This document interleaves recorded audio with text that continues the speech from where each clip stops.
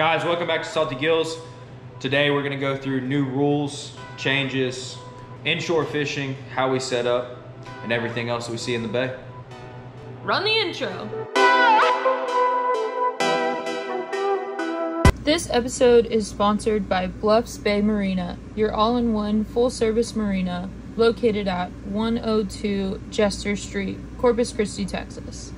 I dearly love our offshore time spent. I do. Oh, I absolutely do. And it's a great break, and it's something that I'm passionate about, and it's something that the whole time I'm doing it, I correlate it to trout. Offshore? Yeah, I correlate it to trout the whole time. Meaning? Like the whole time that we troll, I'm trying to think about how to trick predatory fish. The whole time that we're sword fishing, for some reason it relates to me about like not knowing what's in front of you. You're trying to visualize the bottom without maybe seeing it, like fishing a trout spot for the first time. You're trying to visualize where that fish is gonna lay. Right. And there's a lot of bottom down there to cover, and then to hope that you find one fish that's hungry.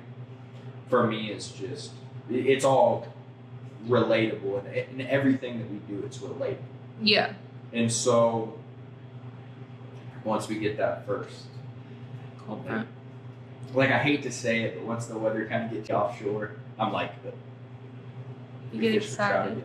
Yeah, because we spend the majority of our year chasing trophy trout, and we get this window where we get to go offshore. Like any window we get to get offshore, I get excited about it. Yeah. And I know you get excited about it. I and do. then, you know, we have some new stuff that we always throw in, right? It's I was telling you, was it last night that I was telling you I'm so excited to be back in the bay? Yeah, it's, for me, it's one of those things where it's, every window we get to go offshore, I get excited. Yeah. And then it's almost like we take our bay fishery for granted.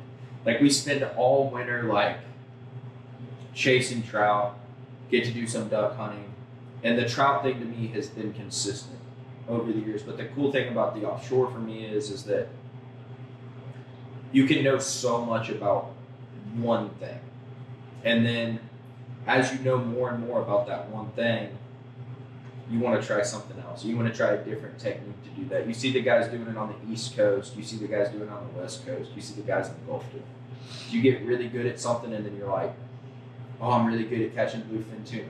I want to kite fish with you know, smaller reels for them and watch them blow up, right? It's like you want to, I think that's what makes good fishermen great is finding a new technique, and not all the new techniques even work. Right. But finding a new technique, kind of like what we did last weekend. You know, we went and bottom dropped. We don't do a whole lot of bottom dropping, but we're getting better at it.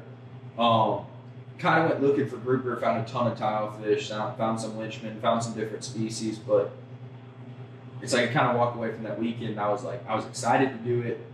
We got it done. We did exactly what we intended to do. For the most part, we explored a lot of bottom. We tried every single spot we wanted to try for the last 2 years.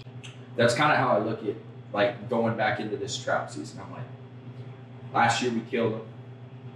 We tried different lures. We have so many great people that have been sending us lures. We have Ralph. Y'all see him in the shark fishing video. We get to go fishing with Ralph, which Ralph is a shark fisherman. That's what he does. It's what he loves to do. I mean, he's good at it. And that was so much fun. It's just fun to go do something else. To go see somebody else who's so good at something that they pursue that like, and none of you ice fishermen come for me right now. Because I will not go ice fishing. I know it's fun. I know y'all drink. It's right up my alley. I'm not going ice fishing unless you have a cabin with like a heater. And I go from a hotel with a heater to a truck with a heater to a cabin with a heater. I'm not doing any of that snowmobile shit. It's cold. We don't do cold in South Texas. Don't let him fool you. The first time he took me wade fishing, it was 32 degrees outside. You think 32 degrees is cold? They go, it's like I'm like cold at 60 degrees. It's like negative 11 up there. It looks like a lot of fun. I don't doubt that it is a lot of fun. But y'all come down here in August and let us take you offshore, and you get heat stroke, and then we'll be on the same playing field. I'd rather get heat stroke than be cold. It was hot this year. You know my problem with being cold? So much harder to get warm than when you're hot. It's not as hard to get cool. Yeah, that's very true. Because when you try to get cool when you're hot, it's like too much cold. But when you try to get warm when it's cold, it's like you can't get warm and it fast hurts. enough. Oh, it hurts. All parts of my body. It hurts. It gets cold, my knee hurts. Oh, yeah. My back. Yeah, everything hurts when it's cold. It doesn't work. It's all the offshore. Yeah, but when it's cold and you try to warm yourself up, like when you get home from a day of wade fishing and you go try to take a hot shower, it's painful. Yeah, I'm just not about being cold. But anyway, I just love the idea of trying new things. So like we have all these great people that they send us great lures for us to try. Ralph was one of those examples, going and trying something new. But we originally met Ralph, went into Roy's more and more. I think he started seeing the videos and kind of put two and two together. Heard us talking about some different colors we'd like to try, some different styles of lures we'd like to try, and started working with us just a little bit. Let's be honest, it was really because of Laguna. It was Laguna. Laguna makes us friends everywhere. Ralph gets mad at us if we don't bring Laguna.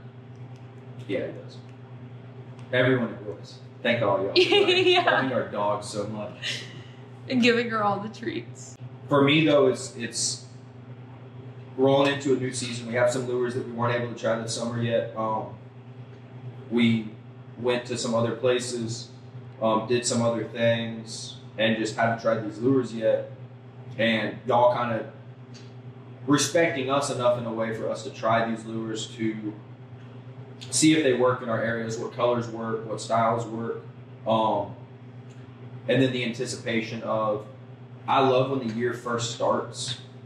And I love being successful, but not just because we're successful and we get to post cool videos and post pictures. But the thing about success to me is I don't want to go find success until I've already found it in an area that I'm comfortable. So there's so many ways that plays into. For me, it's the areas we explore because I typically put us on those areas. For Kaleigh, I mean, what is it? For you, it's probably lures. Me, yeah. So personally, I want the people who are asking us for our opinion because we're on the bay so much, I want them to be successful in their lures. You know what I mean? So like Ralph sent us lures. I was so excited to test those lures out because I wanted Ralph to be successful in creating lures for other people to enjoy. Yeah, exactly. So we've had Texas made lures, sent us lure or gave us lures at the Boat Stop Boat Show, and I love their lures for when you're needing more action on the back of the tail. Their paddle tails are amazing. Their paddle tails are incredible. And then the slot lures guy, STX Outdoors, he sent us those ones with the long tails. We tested them out for not very long that one day, but it was just because it was so dang hot. And it was cool just to see the action on them. Yeah, I'm really excited to try those out. What makes me excited about those lures the most, though, is they have such a good buoyancy to them. They're do. Not when you get into some of the tougher plastics, they seem to be real heavy. And they have a tendency to sink faster. Yeah. And the sink rate is compromised by trying to use a tougher plastic. For me, those lures have a great buoyancy. I see a great potential with those lures. Lots of interesting colors coming out of there. But I mean, we've tried stuff before that people just told us straight wasn't going to work. The black and red head lure. People were like, it's too dark. It's not going to happen. I mean, we've had great success. There's a time and a place for that lure. Cloudy to green water in very overcast skies. We're going to fish Friday. It's going to be raining. It's going to be overcast. There's a good chance that black with a red head might work, that white that's unique might work, that off-color pink in an XTX lure might work. We do not fish ideal conditions every time, which means we might not fish the ideal lure for other people. I mean, we've heard lots of input on things that I'm like, if I have a picture with a 29-inch trout that proves you're, oh, well, that's look. Well, you want to see the other picture with another? And that's not to say that, like, every fishery is blessed with 29-inch trout, but this idea that like that lure won't work because I haven't seen it before. A lot of the I also do like giving input on videos and stuff because, you know, people come down and they pay to go on guided trips. They don't always get the best weather. So I enjoy showing people, like, we go out in great weather, we go out in crappy weather, like, regardless of, I like to show that you can still catch fish. I think it's interesting to me though is that like there's a lot of people whose kids are older who don't have as much restriction on the weekends that they can fish, the weekends that they can't fish. You know, they choose the better weekends. You can see it. I mean, you can see by the number of boats at the ramp in the winter. If it's going to be 70 degrees, sunny, and no wind, I don't even want to be near a boat ramp in the wintertime. Like, come December, if it's 70, no wind, and sunny, it's crowded on the water. The weekends where it's rainy, where it's windy, where it's overcast, where it's cold, there's a lot fewer boats. And what you learn is that's a lot of hardcore people. They're kind of like us. They're going to fish no matter what. Every single weekend they have the opportunity to fish. They are striving and driving to go find their best trout or go have that day on the water. But the other majority of those people is people that like, man, this is the only weekend I have in 7 weeks. And no matter the weather, I just want to get out, run the boat, get on the water. Let's just go have a good time. Yeah. And a lot of those people either aren't as serious or they are serious, and whether you're this, that, the other, in between, for me, it's knowing that lure selection, the way you work the lure, and how to define those days. It might not be a day where you catch 300 fish. I mean, you might not get tight every single cast, but you still have that chance to make such a good day out of it by landing that one fish, that one big girl that she has to eat no matter what. And knowing how to get that done. I mean, the difference between the goods and the greats, and we're not even in this conversation, the difference between the goods and the greats are they're constantly in the pursuit of finding out how to get fish to bite, no matter what fish they're pursuing. For us, it's like, if we have a bad day on the water, y'all probably ain't gonna see it. I mean, y'all have seen less than stellar days, and we try to keep it as real as possible, but let's be honest, y'all don't see every single day, and it's, no matter what, I find it really hard to just say every day's, you know, I could go catch 300 fish, I'm still going to critique it. That's kind of just the type of fisherman we are, is that I can go catch 300 fish, and I'm like, well, we were missing a 29 in the mix. Or we go catch 20 fish, and they're all great, and I'm like, well, you could have caught a couple more, or that fish could have had more weight on it. In my opinion, that's how we're trying to decide. I don't think I've ever come off the water, maybe once or twice, and just been like, wow, that was a great day. Like, it couldn't have gotten any better. It's like, it could have gotten a little bit better. I mean, you've heard me say it. You're like, man, that was a good day. And I'm like, man, Ryan does the same thing. We go catch 30 mahi. There's very few trips in our book. I mean, you've heard us talk about it. Very few trips in our book where it's like a trip you talk about forever. What's the one trip you always hear about? Me, the one time where we had billfish and mahi, I'll hit our whole spread. I would say that's the one trip that we continue to talk about. And unfortunately, Saltygillz wasn't around at the time. Yeah, it wasn't even around. Like, it was just one of those days, like, where if we had filmed it, like, people would think it was multiple days put together. Like, you would have to, like, timestamp. It was just 4 mahi on it once, pull them in.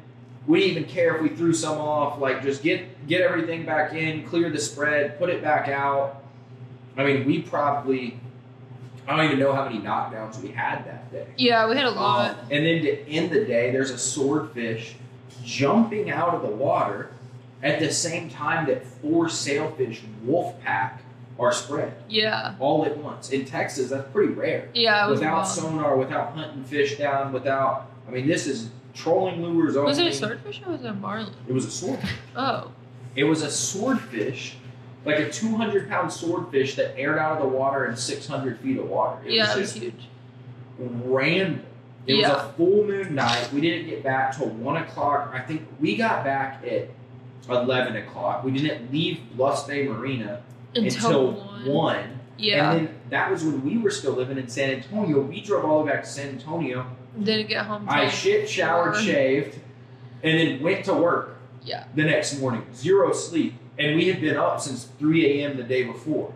Yeah. Yep. That was a wild. It was just one of those trips where it was so good. We knew we had to work the next day. It was a Sunday. Yeah. We knew we had to work the next day. We knew we had all these fish to clean. We knew we had all these things to do. And I think we were driving back. It's 1 o'clock in the morning. We were still talking to Ryan like, I can't believe the day we just had big mahi, all blow-ups, lighting up the entire spread all day. And then, like, on our way in, we were hearing on the radio the whole time, Paul's the worst day I've ever had. Like, this summer sucked. We haven't caught any mahi. We're, like, doing final counts. We're like, oh, we caught 400 mahi this summer. People are talking about they caught 10. It was one of those summers you'll never forget. Yeah. We ain't had one in a while. We haven't. I mean, it just hasn't produced.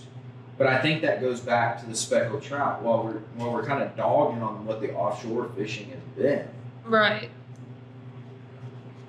The new rules, the new implications, the new protections placed upon the fish that we love so dearly, the fish that got you involved with this, the fish that I was involved with a lot of fish, but a fish that truly holds a place in my heart. It's just getting better. I mean, you had one of the best years that you've ever had last year, and from the implications we saw, it's only going to get better. What do you think the difference was? I mean, you've been doing this for 4 or 5 years now. What difference have you, like, where do you think that lies? I think more people are practicing catch and release, I would hope. But see, that hand got forced. I think the devastating freeze that we had, where we thought all the trout died, where everyone got nervous, in my opinion, if you work for Texas Parks and Wildlife, individually, this is not a shot at y'all. In my opinion, Texas Parks and Wildlife is not proactive, they're reactive. And I think for the first time in my lifetime of following regulations and everything, I think for the first time, they were reactive at first, and now they're proactive. And what I mean by that is we saw a freeze where Texas Parks and Wildlife got scared. They started looking at harvest numbers. They started looking at how many fish were laying dead, and the fact that you cannot breed trout in captivity. It doesn't work the way it does with redfish. They're cannibals. They grow at different rates. They all try to eat each other. They're finicky. They just don't raise well in tanks. You take all that, Texas Parks and Wildlife had to make a decision. And they made an emergency decision. They were going to limit the number of trout harvested by each angler. They were going to limit the size. And then they studied that a little bit. And they started to realize what it was going to do and what it could do. And I think maybe they started to realize they were a little bit behind. I went and sat at some meetings. I was involved with meetings with different members that just happened to be there, where we were able to ask them questions, even if it wasn't related to CCA at all. It wasn't related to TPWB. It just was there. And Texas Parks and Wildlife, CCA, had a big voice in it. Every single person that went to these meetings had a voice in it, was that something needed to change. There was too much harvest. There was no limit regulation on size. And they finally decided to be proactive. We need to fix the situation that's occurring. The next freeze can't be the one. Our population cannot be so low that we have to shut down trout fishing completely. If we make the adjustments now, we won't have to do that, or it won't be as bad. We got to bring stock back into the bay systems, all the way from Louisiana to South Country. And by making those decisions, they started keeping bigger trout in the bays.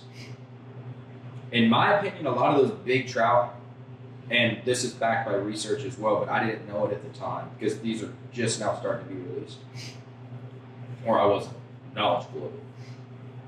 Is that these bigger trout, they kind of go sterile. I've killed a couple big trout, swallowed hooks back when it was legal. Hey, I'm not leaving them for the dolphins. I would keep them. And their egg sacs would be black and hard. They're no longer producing eggs. Yeah.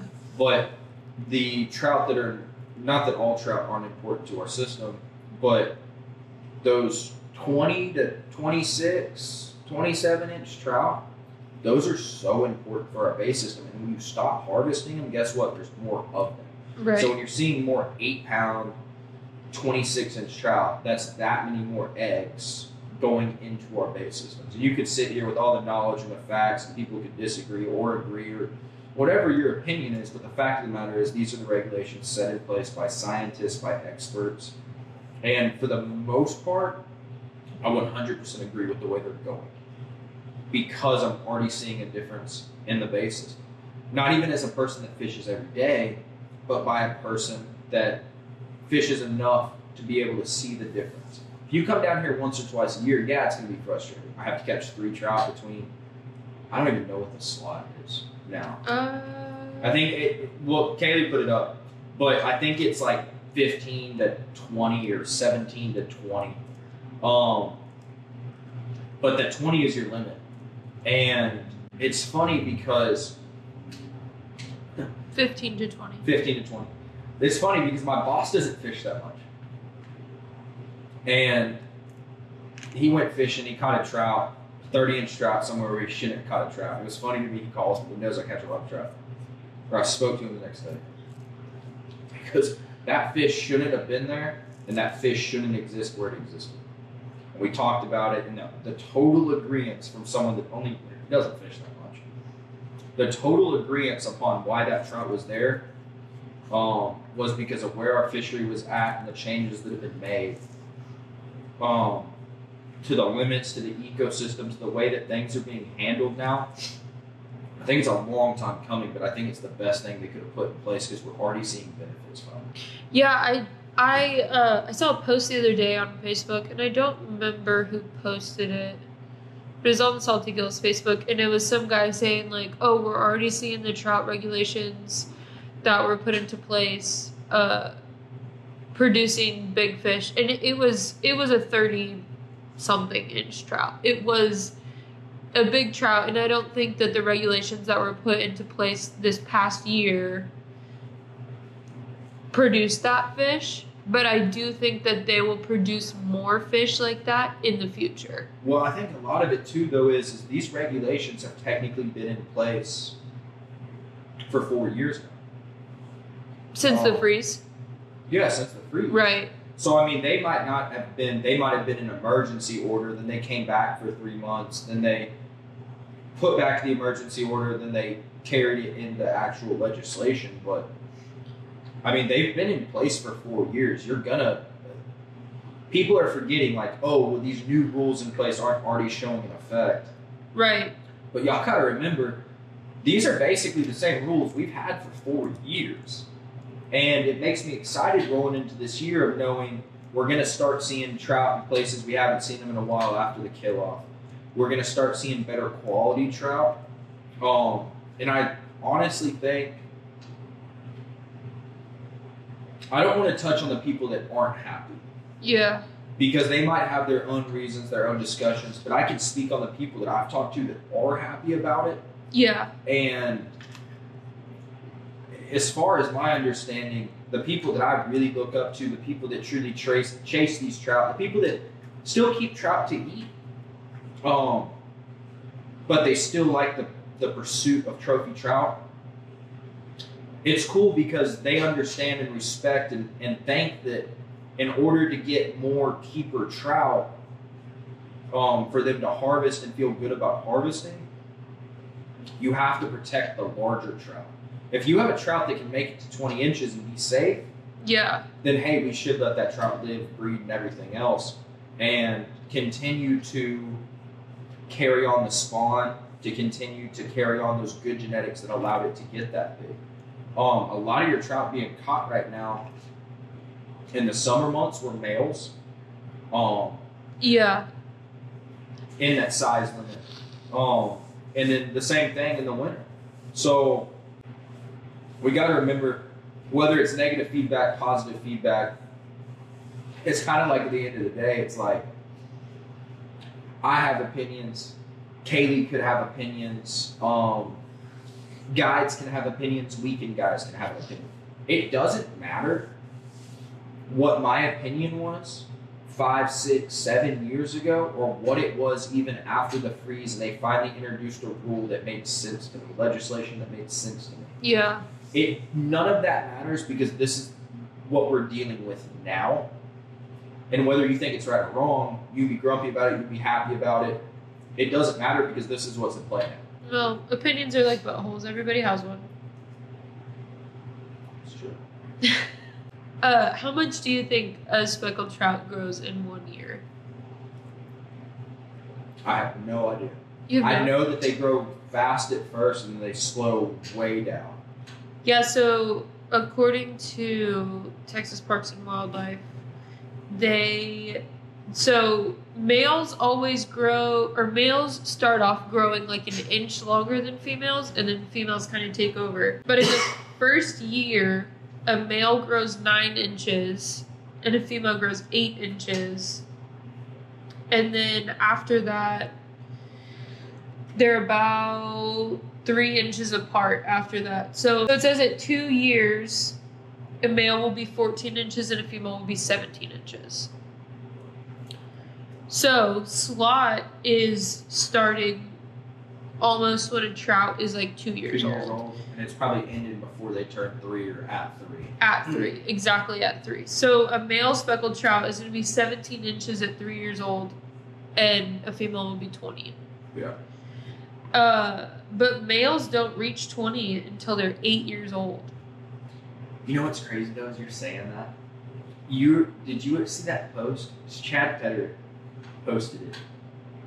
What was it? And I know where the fish was caught. Where was it? I know where the fish was caught because I asked everyone about this to see if it was real. Oh, yeah? They caught it was either right at 30 or a 30-inch male trout. Oh, yeah, the male speckled trout. And I so badly, there was a part of me that was like, I hope y'all killed that trout and sent the ear bone to heart. What about the ear bone? That's how they drum? They look at the growth rings. Oh, They look in at their the ear bone? the ear bone has growth rings in it. Oh, how interesting. There's a bone in their head. I believe it's the ear bone. That's how they age fish. And I was like, oh, because I kind of knew more or less that male trout grow so much slower. They do. They grow much slower. And I was like, is that just a crazy mutant of a fish? Because it looked completely normal. I mean, completely normal. But it was like a right on or over 30-inch male trout. And I was so interested in it because I was like, how old is that fish? Like you're saying right now, they're 8 years old, they're 20 inches. Yeah, so males at 10 years old are only 21 inches. How old So that fish is probably like,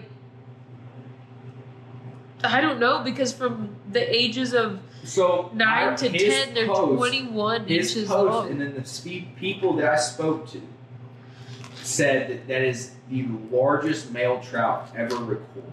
Oh, really? And they looked that fish over. They had pictures of it. It was drumming. It was a male trout. It was 30 inches long. I caught it on a lure. Dude, I don't know, but it's so intriguing to me. So you see that outlier, and you're like, and it's like, damn, like, you killed that, right? You see how old that thing is? Because it's like 30 years old. The research on that would be insane. Like, my grandfather was trying to catch that fish when he was in high school. Yeah, no kidding. Sorry, I'm trying to It's unheard of. find something. If there was a record for male or female fish, he would have to be he would like set the record. He would probably have to be 20 or 30 years old. Somebody with no credentials that talked about that they'd studied trout or been a part of a trout study or yada yada. Right. They were in North Carolina, and there was like a 25-inch male certified trout that they had caught that was like 31 years old. They had killed it and taken the ear bone out of it. When it was 31 years old, it was 25 inches. A male speckled trout? Male speckled trout in North Carolina or South Carolina? I think it was North Carolina. You're just seeing these bigger trout. We're seeing things that we haven't seen before, maybe things we haven't noticed before, maybe things that we haven't been able to document as much. They're not Polaroid pictures anymore. It's things we can talk about on social media. And the cool thing about all that is it's coming at a time where different regulations are coming into place. Maybe they play into it, maybe they don't. Right. But we're seeing a lot of different sides of the fishery. We're hearing about fish in South Carolina and North Carolina benefiting from better regulations across all species.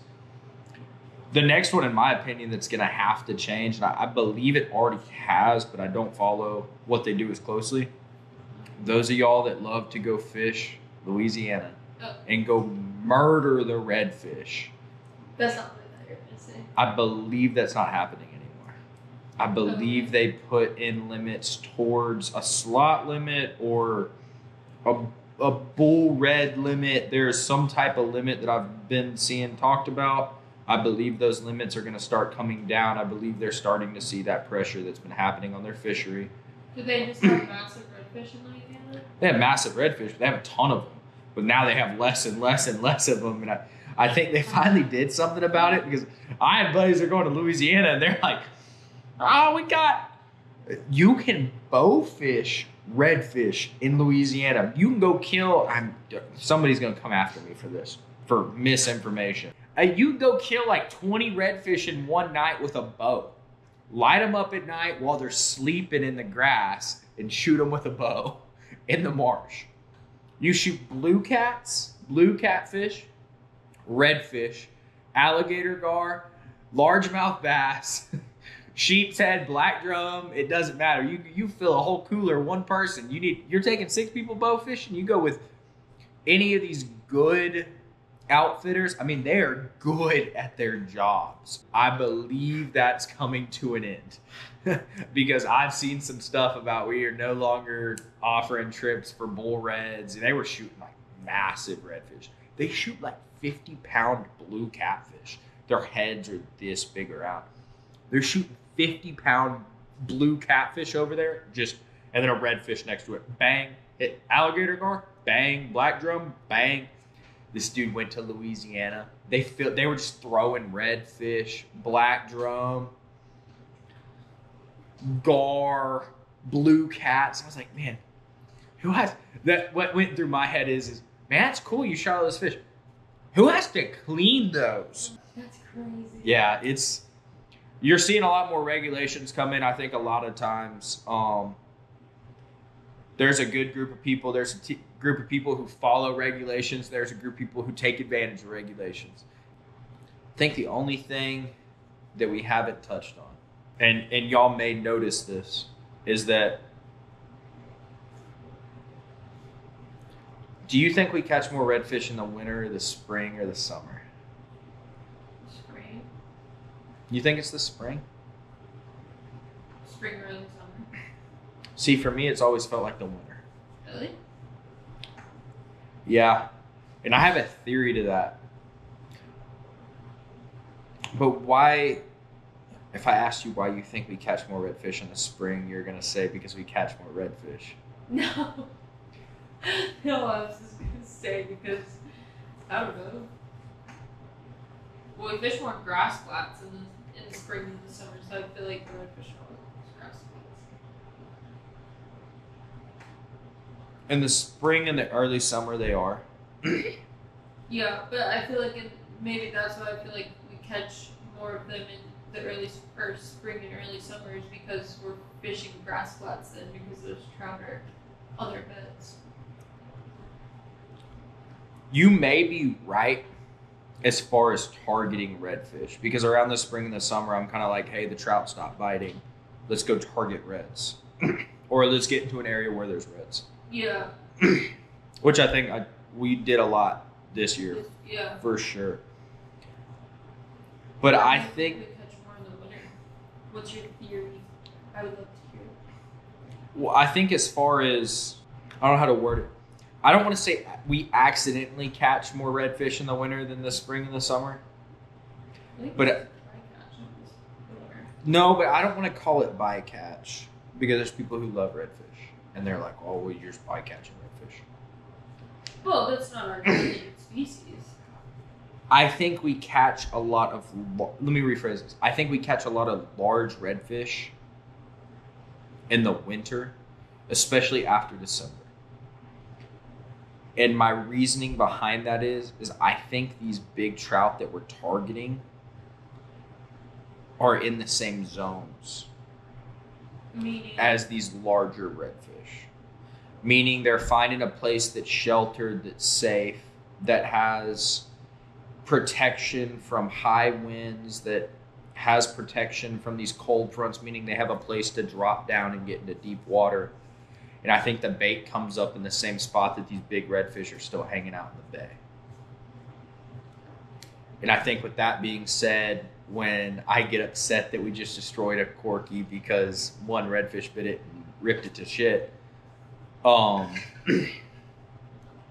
I say things like that, there's a frustration coming out in me that we just lost a $20 lure for the most part. Yeah. I mean, a custom corky, Coastal Marsh, Texas made, any of these companies that are offering these custom colors that we kind of desire and use a lot of, whether it's a soft eye or a fat boy, they're expensive.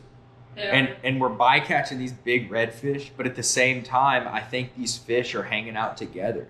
Yeah. And a lot of times when you get into those redfish, there's like a 28, 29, 30-inch trout hanging out with these fish. Do you think like big fish just hang out with big fish?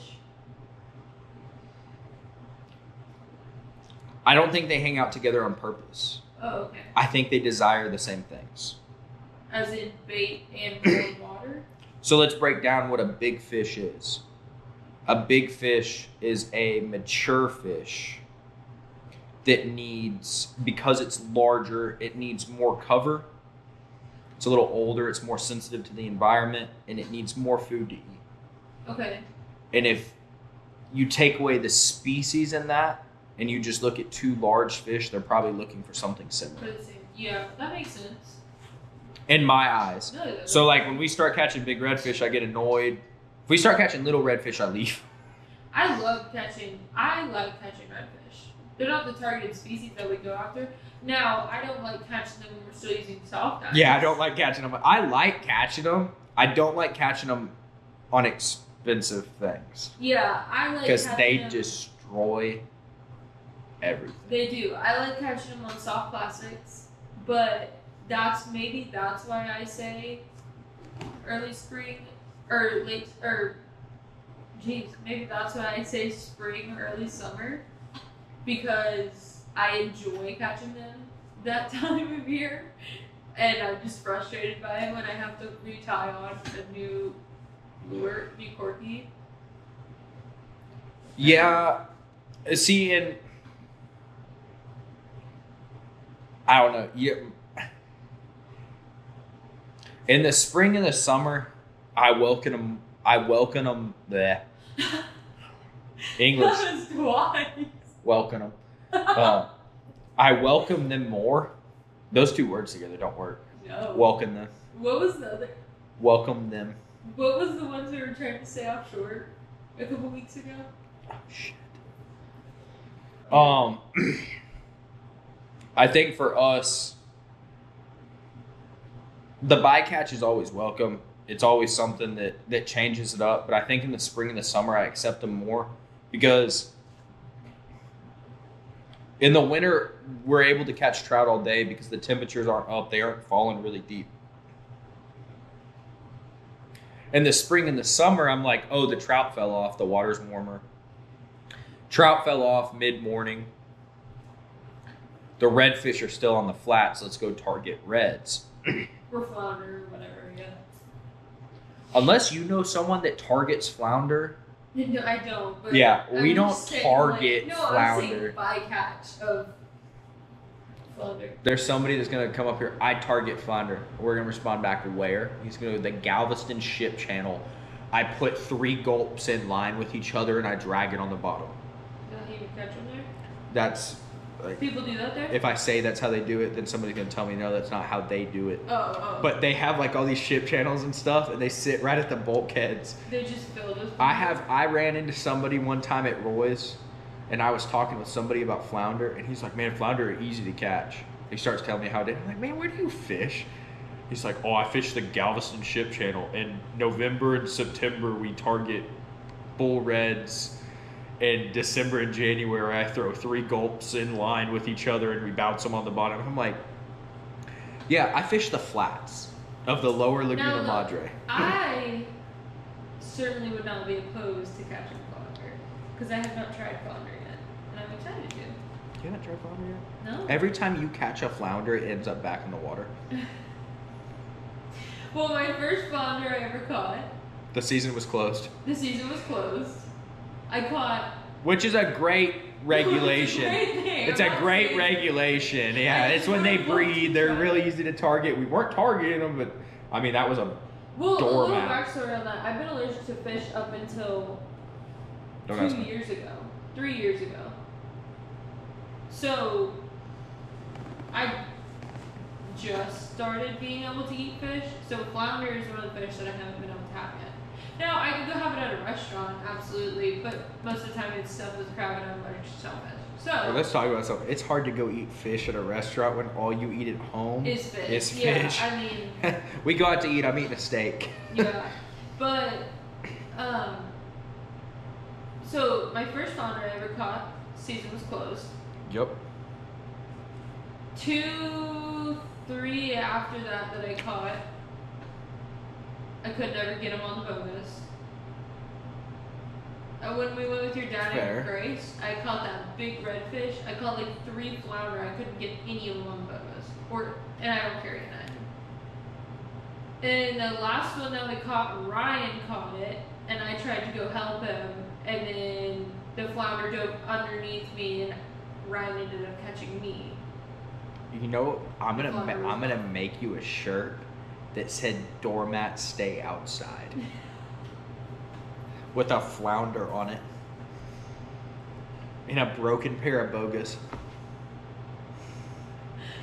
That will be coming on the Saltygillz website. That would be available on Saltygillz at some point.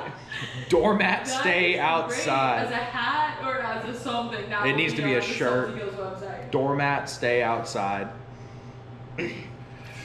We've got a shit ton of little flounder. I have to put that in my freaking All the big flounder we catch notes. stay in the water. They've never, except that one. If the season's closed, bogus. Oh, season's closed? Easy. Get them on there. Ooh, You gotta put a picture of that thing up. clean. Oh my gosh, the first flounder I ever caught was huge. Yeah. Season's closed. Season closed. And you know what? We were good fishermen. What's a good let You it caught go. that on a soft eye too. No, I caught it on the soft plastic. Did you? I caught it on gambling. think it was a soft eye. I didn't know how to use soft eyes at the time. Shit, I've caught so many on soft eye. Have you really? I'll have to go back and look. Maybe it was on a soft eye. There's a buddy of mine in Galveston that fishes off of a poling skiff, and he guides. And this guy, you want to talk about how you struggle with flounder? Flounder are so easy for them. So he stands up on a poling platform. For those of y'all that aren't familiar with a poling skiff, has a higher platform in the back. You push the boat forward with a long pole. It's usually graphite composite, or the old school guys still use wood. And then you put somebody on the front bow of the boat, usually on a raised platform, but lower than you. You can fly fish off of it. You can conventional fish off of it. And this asshole pulls around the flats in his skiff. And while his clients are looking for redfish or trout, he throws a top water up into the grass when he sees flounder and gets them to blow up and jump out of the water. I didn't even know flounder would go after a top water. He has videos of it. Like, he'll show you. Like, he doesn't post anything. He doesn't have an Instagram. He doesn't have a Facebook. You can't look him up. But this guy, he actually probably does have a website. This guy throws like skitter walks, like the little skitter walks. Is there one on this wall? On the box. Guys, they're like skitter walks, for those of y'all that don't know. They're like this big. And so long story short, put that back up on this rack. There it goes. The beautiful thing about sitting at Bluffs Bay Marina, you just got lures in front of us to I think you might be out to the side a little bit. yak the wall. This guy throws a skitter walk. It's little. It's like the size of your pointer finger, maybe a little bigger. He has small hands. And so he takes this skitter walk. He can see him laying in the sand, in the softer sand, up against the marsh while he's pulling his clients, and he keeps this spinning reel, and he'll just pitch it, and he'll work it real slow over the flounder, and they come up and blow. And half the times he doesn't catch them, but half the times he blows up. Another one who does crazy stuff off high platforms with topwaters, and it's crazy to see, is Trevor Cusia in South Padre Island. Yes. And I don't even know, he probably doesn't have bookings available for the next 3 years. He's a part of the K-Wigglers pro team, isn't he? Yes, I think so. But he goes out and he just gets the most insane topwater bites. I think he's landed a couple like that too. Because they're in such skinny water, and those flounder are laying so skinny, those flounder think they can get to it. Yeah. And they come, and I mean, you think a redfish or a trout blow up's insane. A flounder blow up's crazy. A flounder blow up, the couple that I've ever seen on video are absolutely insane. I'd heard about it. I heard about them eating flies on the surface. I'd heard about them eating suspending twitch baits, and until some of these guys started showing me videos, I was like, if I could find a way to make that happen. But the problem is you can't walk. You've got to be on something. You've got to see them, or you've got to blind cast a lot. You've got to be in the right area. I mean, Galveston has a ton of flounder. South Padre, since the shrimping rules changed, has had a abundance of flounder available. But it's just cool. I mean, we have a lot of things to look forward to. Yeah, do we want to talk a little bit about how we prep to go back into the bay? First thing you do is hide all your offshore shit so you don't think about it anymore. Well, like this last weekend, we went to Roy's and we restocked on a few of our favorite soft plastics. Roy's Labor Day sale. Roy's Labor Day sale, baby. Yep, 15% off all, I don't want to say all lures, all soft plastics. Or 15% off. We didn't make it that far into the store, but a lot of stuff was 15% off. Yeah, we bought some Texas maids. We bought some down south. Gamblers. We bought, what was the other ones that we bought? I think that was it. I think I was going to buy an AM, but I didn't. Man, somebody asked me the other day why I still buy Gamblers. But my whole thing with like the Gamblers to the down souths is the down souths are one of those lures that, in my opinion, is a very heavy plastic. Mm-hmm. Has a faster sink rate, mm-hmm. has a faster tail motion, and is meant to be worked in certain ways. Gamblers, on the other hand, can be worked very slow. They can be worked on the bottom. They also can be worked quickly. They are a lighter plastic which stand on their heads with a nose weight jig head. A mid-weight weedless hook will make it sink flat, but a nose or front weighted standard jig head in a 1/16 ounce, or even an 1/8 if you prefer to go that heavy if you're fishing deeper, will actually stand up when you work it, and you can work it along the bottom a lot better. Work it fast to get to a pothole, make it stand up, and then work it slow, and then stand it back up, make it move fast, get to the next pothole. In my opinion, the Gambler is a completely different presentation than the down south, and that's why we put them in our lure bags, in our tackle boxes. I have a lot less colors of gamblers than I do downsides. I mean, you go back. I keep so many different types of lures in my box all at one time. I'm sorry, go ahead. I was gonna say I probably keep 2 gamblers to 10 down souths in my box when I wait. I think mine's probably about the same. I have about 3 or 4 colors of gamblers that I really like and I've always done really well on. But then I have 12 down souths that... To me, the gamblers are like really specific. Like, if I'm gonna carry gamblers and the water's like 30, like the gamblers have a purpose. It's like white or a really light color, like white or pink, and then really dark. And then the down souths are kind of all over the place. See, like, I was gonna say my purple gamblers have always been in your box. Always produced well. Yeah, but I think the last 2 years, since you found that color, I think the water's been really murky pretty much everywhere we fish. No, not just the Baffin Blue, but also the acid, the purple with the green tail. Yeah, it's still a darker water, lure color. Yeah, I agree, but I used it this past year and it has worked really well for me. My favorite gambler. Let me rephrase that. When I'm throwing a gambler in the situations that I do, it's usually a darker stained water. I need a lot of commotion. I need something that makes more noise than possibly a down south. And it needs to be a slower presentation that makes noise. My favorite gambler to date is Morning Glory. Oh, that's the black with the red flake with the green tail, right? Yeah, chartreuse. Yeah. Yeah. I love that Morning Glory. I like that color. The down souths are kind of all over the place. Like, hey, whatever the watercolor is. You know, this works, this works, this works. I like custom down souths. I like original down souths. I like coastal marsh down souths. I like, what is it? Ralph's brand. Oh, Real Wicked. Real Wicked. Down souths. Down souths. Yeah. Yeah, my only problem with those is they're very bright.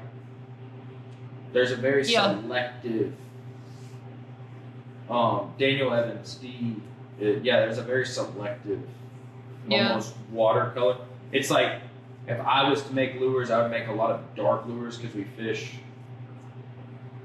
darker, more stained water. It's almost like those lures are more geared towards that clear water, I'd like to say.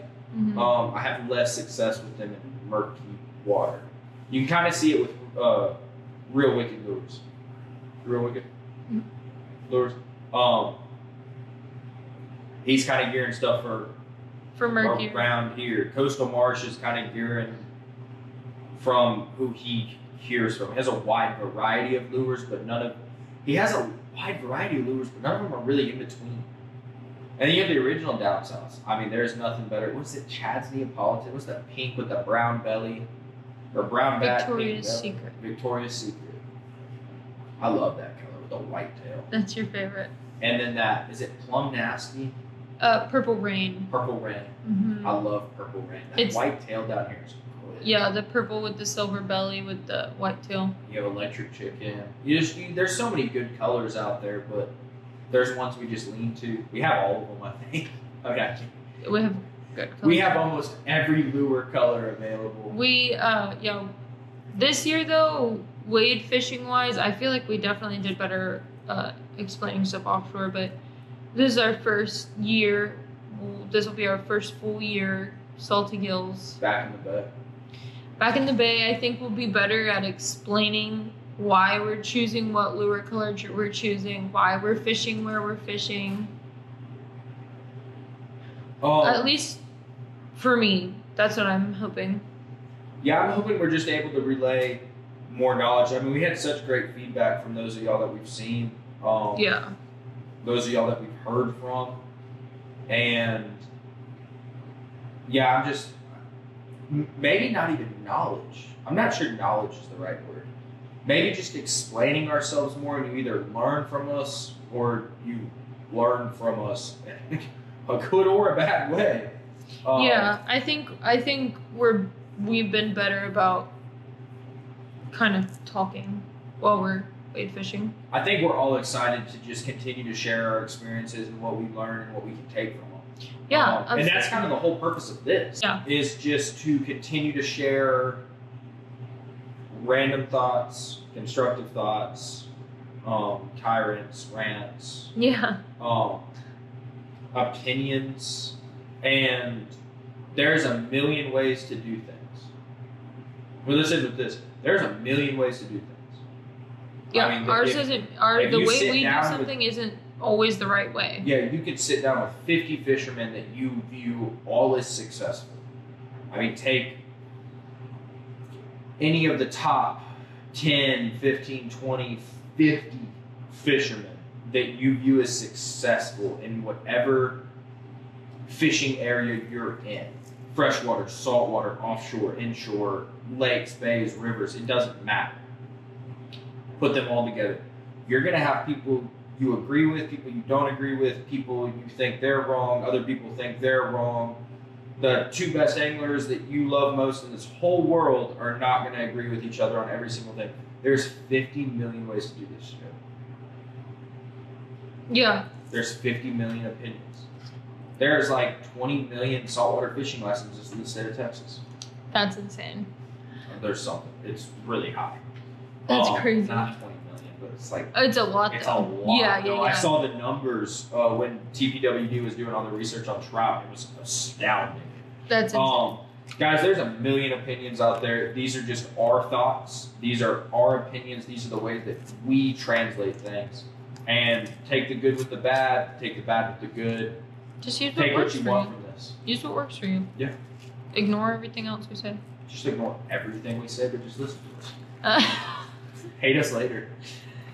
Just do what you want to do. We are just here to give you our experiences and our tips and tricks. Babe, they're fishermen. They're going to do whatever they want to do anyway. That's true. They go catch fish and do everything we said and blame us. They go catch fish and do nothing we said and still blame us.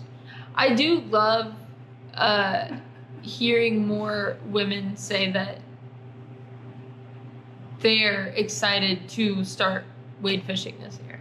That's cool. It's definitely a male-dominated sport, and it's cool, even for me hearing that somehow we've been a part of an experience. We have husbands message us. My wife, we showed her your video, and she wants to go wade fishing now. She never wanted to wade fish, thought women couldn't do it. It is cool. Yeah, to my girls out there, you can still be girly and go fishing.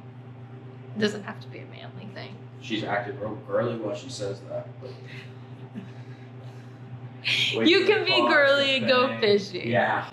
Guys, like, subscribe, comment. Yeah. What you got? This will be available on Spotify. Apple Podcasts. And available, the video version will be available on YouTube. Yeah, anyone listening to this right now, all of this is available. Kayleigh's going to throw stuff in here. Kayleigh's going to add knits, pieces, videos over these, over our voices. If you'd like to see any of that, it translates to YouTube, Saltygillz as well. Any questions, saltygillzstx@gmail.com. Yep. And guys, we'll see you on the water. See you around town. And subscribe. See you out there. Saltygillz. Come get some.